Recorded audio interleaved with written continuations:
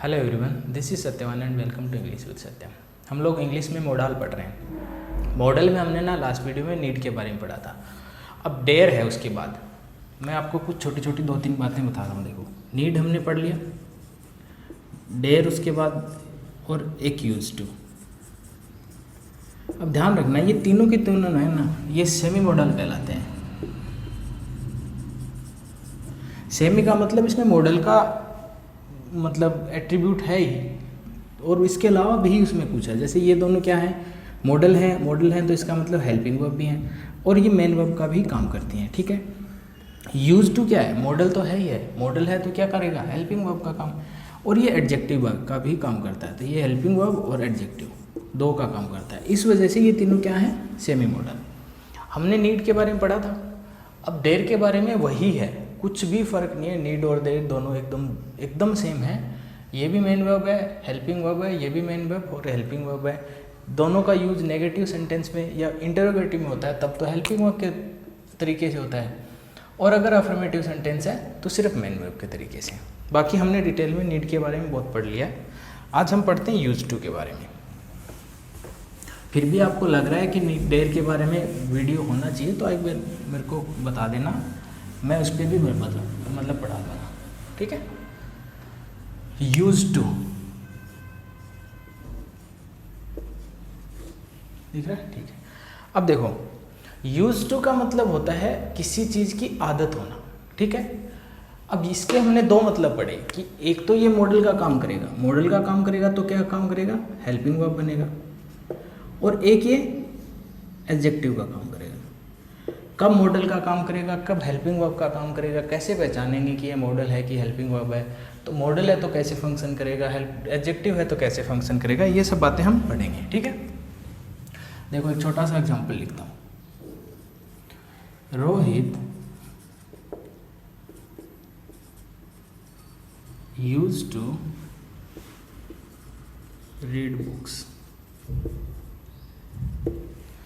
ध्यान रखना, यहाँ पे क्या लिखा हुआ है, Rohit used to read books. अब मॉडल होगा तो क्या बनेगा, हेल्पिंग वर्ब। हेल्पिंग वर्ब हमेशा मेन वर्ब से पहले आती है और सब्जेक्ट के पास आती है।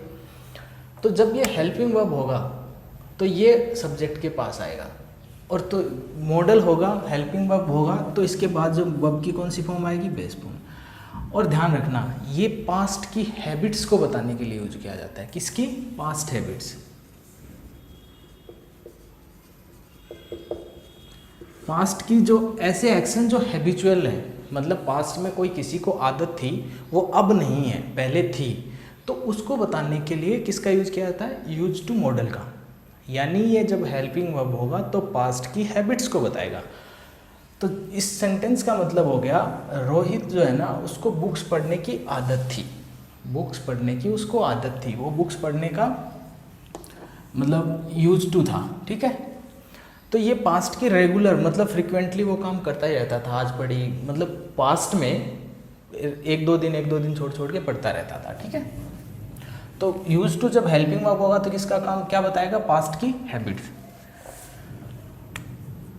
अब देखो, पास्ट की हैबिट बताने के लिए एक और मॉडल होता है, वुड। ये दोनों का काम पास्ट हैबिट बताने के लिए होता है, और दोनों का मीनिंग सेम होता है। अगर हम ये भी लिख देना, रोहित वुड रीड बुक्स, तो इसका मतलब भी है कि वो पास्ट में बुक्स पढ़ा करता था। अगर हम लिख दें Rohit use to read books, इसका मतलब भी है कि वो पास्ट में बुक पढ़ा करता था। दोनों का सेम मतलब है। और एक और हमने पढ़ा होगा,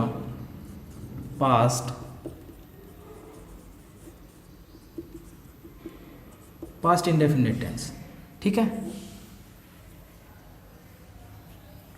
पास्ट इंडेफिनिट टेंस भी यही काम करता है, मतलब पास्ट की रेगुलर जो हैबिट्स हैं, पास्ट की हैबिट्स को बताने का काम पास्ट इंडेफिनिट टेंस भी करता है। तो तीनों अगर लिखे हों तो तीनों का मीनिंग क्या होगा, सेम होगा। इसको अपन ऐसे भी लिख सकते हैं, Rohit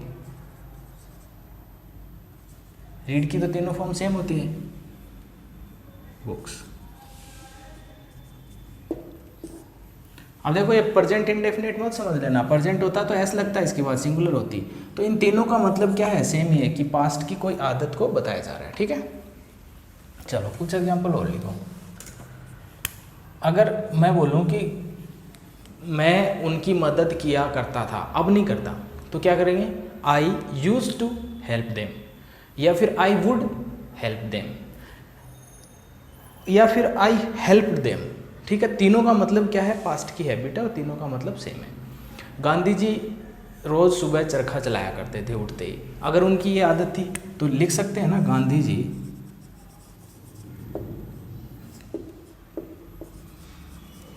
use to spin every morning. Spin का मतलब हो गया चरखा चलाना। ठीक है, गांधी जी रोजाना चरखा चलाया करते थे, तो क्या लिख देंगे, Gandhi ji use to spin every morning. ये तो हो गया यूज टू का as a helping verb meaning. अब देखो इसका मीनिंग समझ आ गया ना, यूज टू का जब भी हेल्पिंग वर्ब होती है तो इसका मीनिंग क्या होता है, पास्ट हैबिट बताता है, इसका मतलब होता है या तो एडिक्टेड टू या अकस्टम टू। ठीक है, या हैबिचुएटेड टू।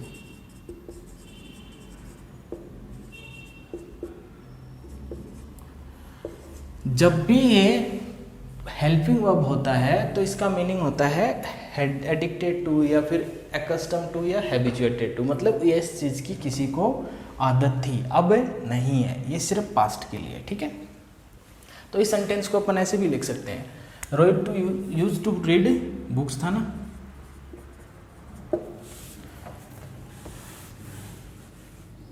ये तीन तो हो गए। इसको अपन ऐसे भी लिख सकते हैं, रोहित एडिक्टेड टू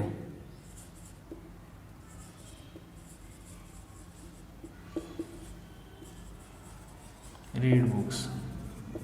एक बार मैं तीनों लिख देता हूँ फिर समझाता हूँ। accustomed टू और हैबिचुएटेड टू।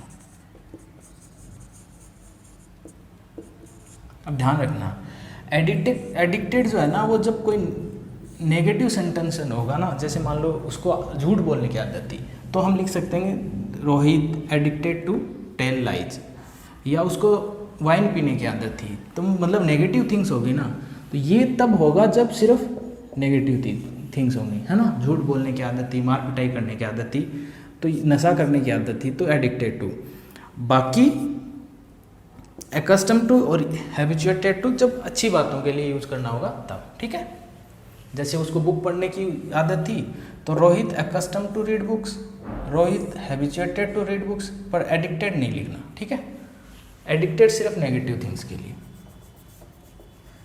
और जब नेगेटिव थिंग्स लिखी हो ना तब सिर्फ एडिक्टेड। ठीक है, अब देखो इसका यूज हमने पढ़ा कि यूज टू का दो यूज है, एक हेल्पिंग वर्ब बनने का, एक एडजेक्टिव बनने का। हेल्पिंग वर्ब होगी तब इसका तीनों मीनिंग होंगे, या तो आदत थी किसी चीज़ की, एडिक्टेड था, या कस्टम था, या हैबिचुएटेड था।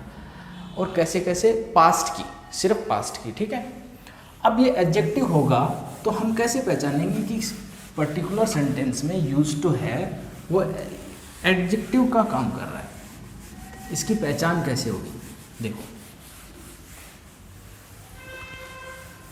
अगर वर्ब लिखी हो बी की फॉर्म, हमने पढ़ा था प्राइमरी हेल्पिंग वर्ब,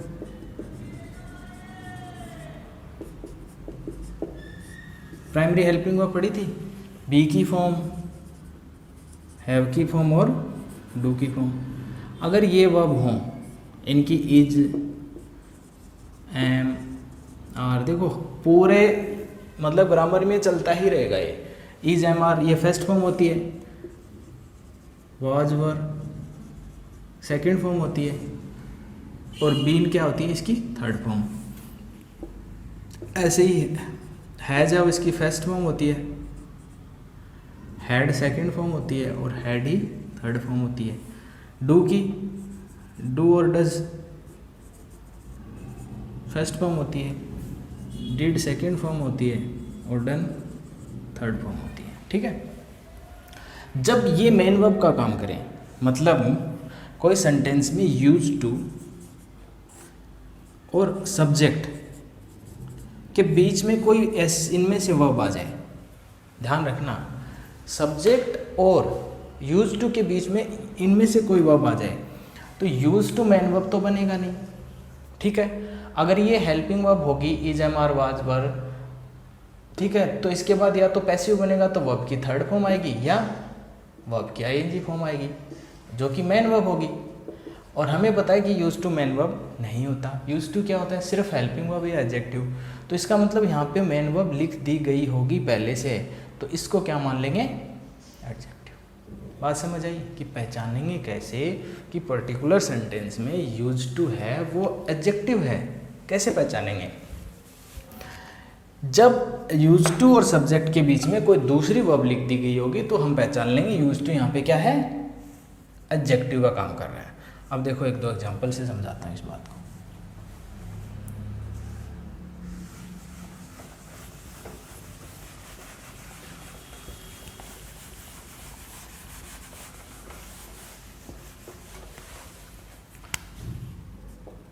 She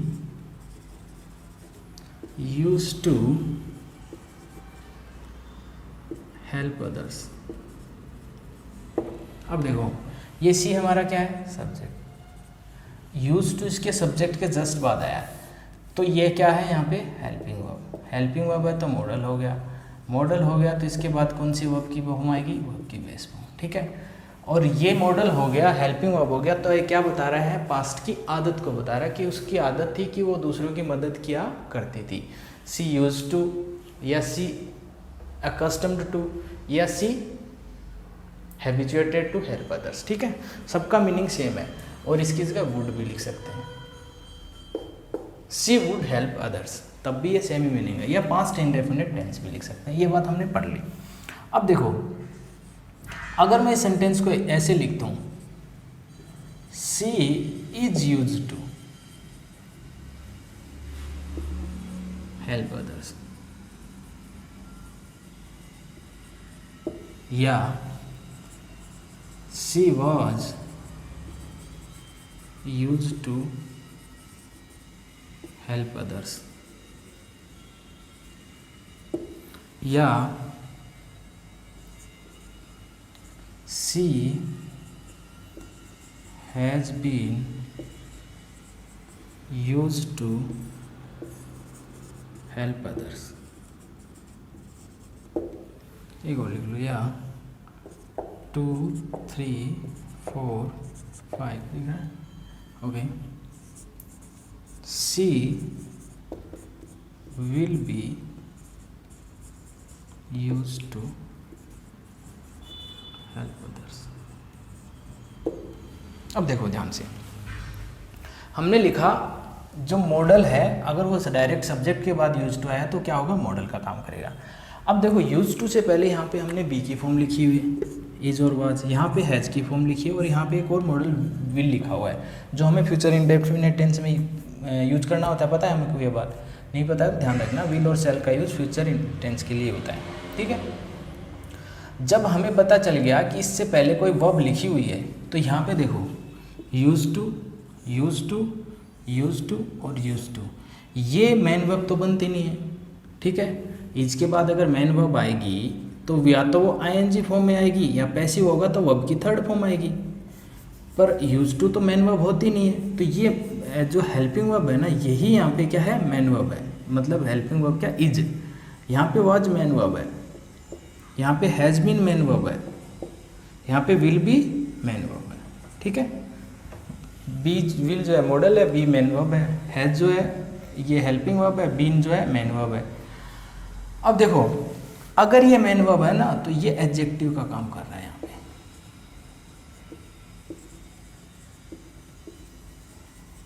और जब भी ये हेल्पिंग वर्ब होता है तो इसका मीनिंग क्या होता है, या तो एडिक्टेड टू या अकस्टम टू या फिर हैबिचुएटेड टू। तो ध्यान रखना जब भी ये एडजेक्टिव का काम करेगा तो मीनिंग तब भी सेम ही होगा। इनका कहने का मतलब दोनों सिचुएशन में मीनिंग क्या रहेगा, सेम रहेगा, बस उसका फंक्शन बदल जाएगा। हेल्पिंग वर्ब का काम करेगा तो इसके बाद आएगी वर्ब की बेस फॉर्म और सब्जेक्ट के जस्ट बाद हेल्पिंग वर्ब आती है। अगर ये एडजेक्टिव का काम करेगा तो मेन वर्ब के बाद लिखा होगा, ठीक है। तो अगर ये एडजेक्टिव का काम कर रहा है ना, तो ध्यान रखना इसके बाद जो वर्ब की फॉर्म आएगी ना वो आईएनजी आएगी, ठीक है। तो अगर हमने ये लिख दिया she is use to help others, तो ये गलत हो गया, she is use to helping. और ये इज लिखा हुआ है तो प्रेजेंट का है, इसका मतलब क्या हुआ, इसका मीनिंग क्या हुआ कि उसको दूसरों की मदद करने की आदत है, ये प्रेजेंट का हुआ।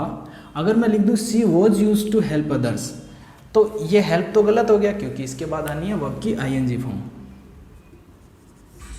सी was use to helping others, तो इसका मतलब हुआ है उससे दूसरों की मदद करने की आदत थी। और ये सेंटेंस नंबर 1 और सेंटेंस नंबर 3 इन दोनों का मीनिंग सेम है, ये पास्ट का है, ये भी पास्ट का है, बस इसका फ़र्क है ये प्रेजेंट का हो गया। मतलब जो उसकी आदत है दूसरों को मदद करने की, या जो मदद करने की वो एडिक्टेड है, हैबिचुएटेड है या अकस्टम्ड है, यहाँ पे बता रहा है वो प्रेजेंट में, यहाँ पे बता रहा है पास्ट में। इसका मीनिंग क्या हुआ, she has been use to helping others. अब फिर से यहाँ पे सब जगह हेल्पिंग तो लिखना ही पड़ेगा, ठीक है। जब भी एडजेक्टिव का काम करेगा तो उसके बाद कौन सी फॉर्म आएगी, वर्ब की आईएनजी फॉर्म। तो उसको दूसरों की मदद करने की आदत हो चुकी है, she has been use to helping others, मतलब उसको दूसरों की मदद करने की आदत हो चुकी है। She will be use to helping others, इसका मतलब हुआ उसको दूसरों की मदद करने की आदत हो जाएगी, जैसा उसका नेचर है उस हिसाब से अपन प्रेडिक्ट कर रहे हैं कि उसको जो है ना दूसरों की मदद करने की आदत हो जाएगी, ठीक है। अब इतना समझ लिया, इसके बारे में एक चीज़ और बता देता हूँ मैं।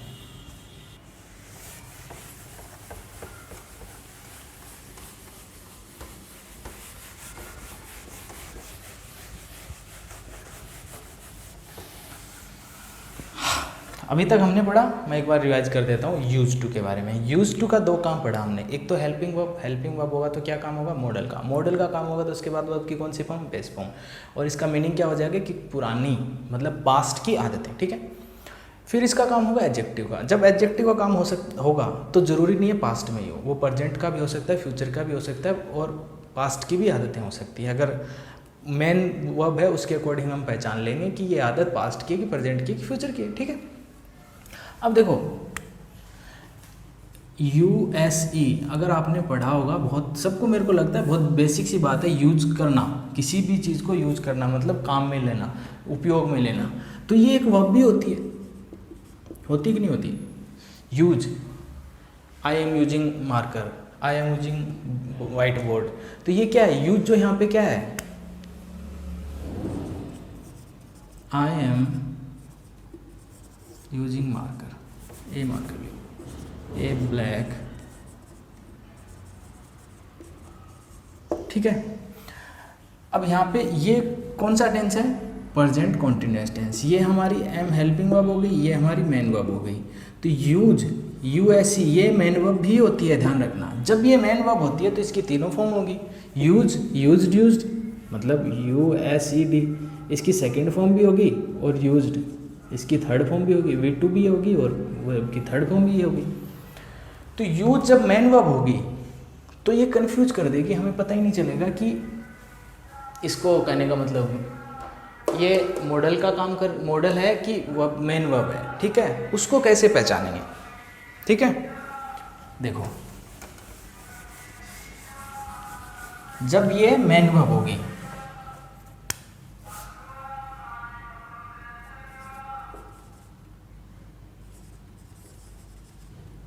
Mank is used to serve others. Second,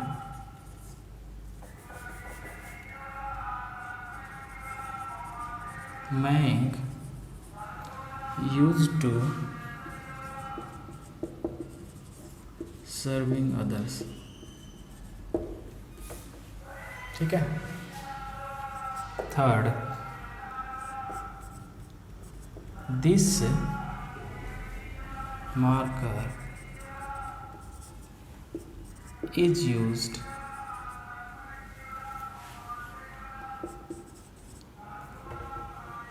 to right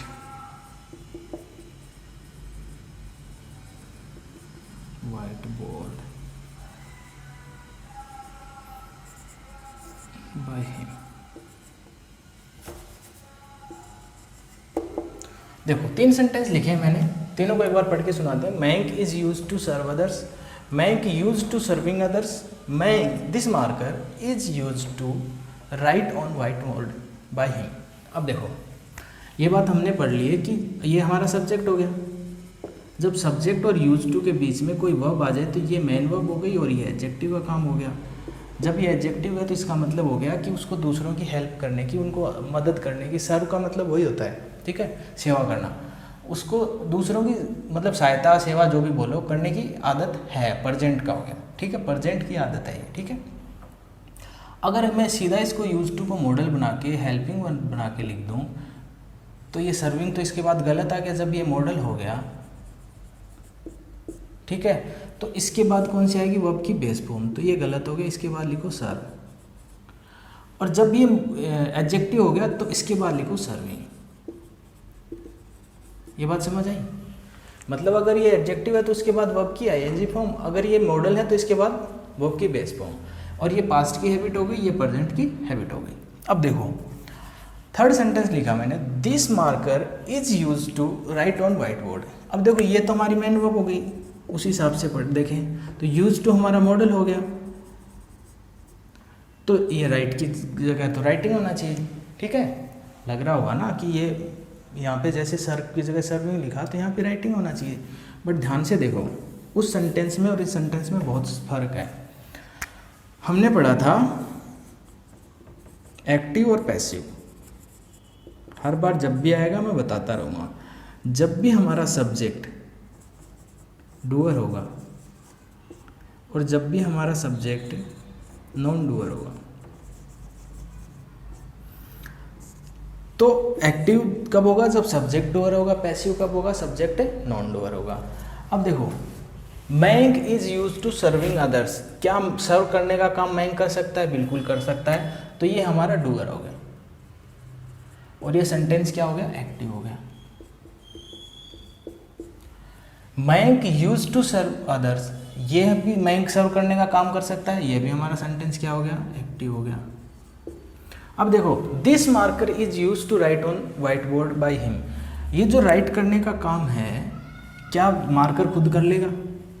क्या मार्कर राइट करने का काम करता है या कोई पर्सन का राइट करने का काम करता है? ऑफ कोर्स पर्सन करता है, तो ये हमारा नॉन डूअर है।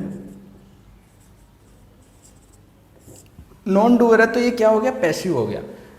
पैसिव हो गया तो इज हमारी हेल्पिंग वर्ब हो गई और यूज्ड हमारी मेन वर्ब हो गई। ये वर्ब की थर्ड फॉर्म है यहाँ पे, तो ये यूज्ड इसके साथ नहीं है। इसका मतलब है this marker is used to write, इस मार्कर का यूज लिया जाता है। दिस मार्कर इज यूज्ड किस लिए, टू राइट, लिखने के लिए। कहाँ पर, ऑन व्हाइट बोर्ड, किसके द्वारा, बाय हिम। बात समझ आई? ये यहाँ पे वर्ब की थर्ड फॉर्म है, तो ध्यान रखना जब भी हमारा सब्जेक्ट नॉन डूअर होगा ना तो ये पैसिव का भी काम कर सकती है। पैसिव का काम मतलब यूज्ड जब पैसिव में होगी तो वर्ब की थर्ड फॉर्म होगी और इसके साथ हेल्पिंग वर्ब लिखी होगी। तो टू या इसके साथ नहीं है, ये यहाँ पे इन्फिनेटिव बन रहा है, फुल इन्फिनेटिव। फुल इन्फिनेटिव हमने नॉन फाइनाइट वर्ब में पढ़ लिया है, ठीक है। उम्मीद है ये बात आपको समझ आ गई होगी। अब एक छोटी सी बात और बता देता हूँ मैं, नेगेटिव सेंटेंस और इंटरोगेटिव सेंटेंस में यूज टू का use.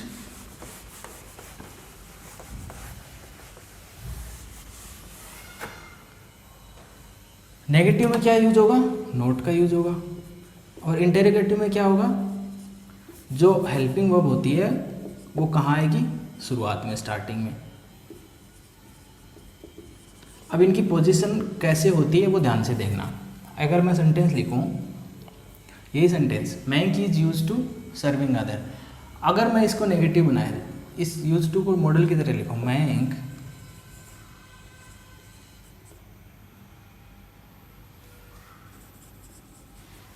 Use to serve other,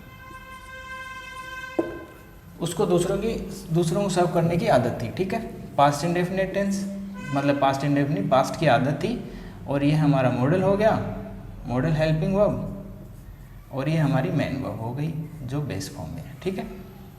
अगर मैं इसको नेगेटिव बनाता हूँ कि उसको आदत नहीं थी तो क्या लिखेंगे, मैंक अब देखो इज होता है हेल्पिंग हो तो उसके बाद नोट आता है ना, तो यूज्ड,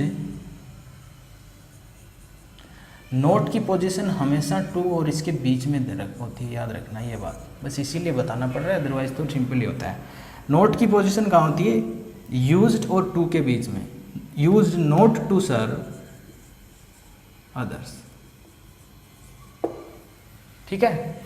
अगर हम इसको, ये तो हो गया नेगेटिव, इसको इंटेरोगेटिव बनाएं तो क्या करेंगे, यूज्ड को पहले लिखेंगे, यूज्ड मैंक, इसके बाद लिखेंगे टू, ठीक है। और अगर यूज टू मॉडल है तो वो आपकी वही बेस फॉर्म है CRVE others, sign of interrogation, ठीक है। ध्यान से एक बार फिर से समझ लो, अगर हम नोट नेगेटिव बनाएंगे तो नोट जो है ना, यूज टू जब मॉडल होगा तो नोट का काम होगा कहाँ पर, यूज्ड और टू के बीच में, ठीक है। और अगर इसको इंटेरोगेटिव बनाएंगे तो नोट कहाँ आएगा, नहीं सॉरी, यूज्ड तो आएगा पहले और टू आएगा बाद में, सिर्फ यूज्ड अकेला वर्ड है जो सेंटेंस में शुरुआत में जाएगा, ठीक है। उम्मीद है यूज टू के बारे में मैंने अपनी तरफ से काफ़ी अच्छे से बताया, सब कुछ बताया, इसके अलावा छूटता है कुछ नहीं, मतलब एग्जांपल्स ऑफ कोर्स कम है क्योंकि ज़्यादा लेंगे तो वीडियो बहुत लंबा चला जाएगा। बाकी आप प्रैक्टिस कर सकते हो, कॉन्सेप्ट जो यूज टू के होते हैं वो मैंने सारे बता दिए, मतलब इसके बाहर यूज टू के कॉन्सेप्ट आपके एग्जाम में तो आएंगे नहीं, ये पक्का है, ठीक है। तो अभी के लिए बाय, मिलते हैं नेक्स्ट वीडियो में, तब तक के लिए अपना पढ़ते रहो, बाकी जो भी करना करते रहो, बाय एवरीवन।